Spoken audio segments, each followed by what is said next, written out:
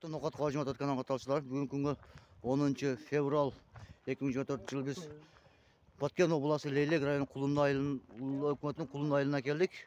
Сол жерден мәлімет алады 2 күндік сапарменен. Бізге демеуші болған Каймос спорт клубы жана Мурза Найман спорт клубының тренерлері терең араласып келеді. Бізге спонсор болып шолар ап келді. 2 күндік сапармен сол жерге келдік. Ұматтығында қараңыздар.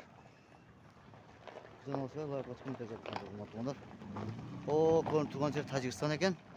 Бұл жері Қырғызстан екен. Ұматтығындар. Қараңыздар. Кеттік анда. Ұматтығындар, біз азы Құлынды айылына келдік. Бұл жерде пияз сынуға келіп тұр. Туғандарыз қараңыздар. Бұл жерде жашыл қызыл жаш жүріп атады екен. Құлындыдач. Бұл жерде жас туғандар.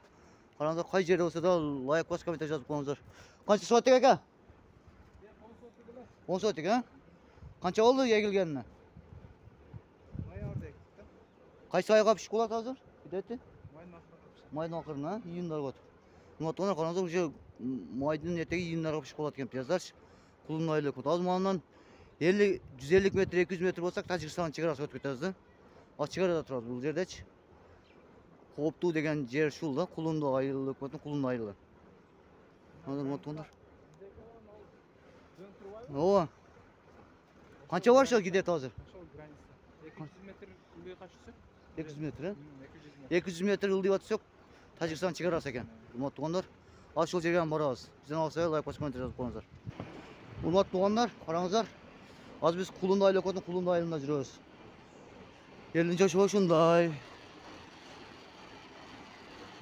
Қай жерден болса да лайк бас комментарий жазып қойыңыздар. 2 күндік сапармен келдік. Құласа Аллах насып болса ертең Құлында базар болады екен. Аллах насып болса базардан тартабыз.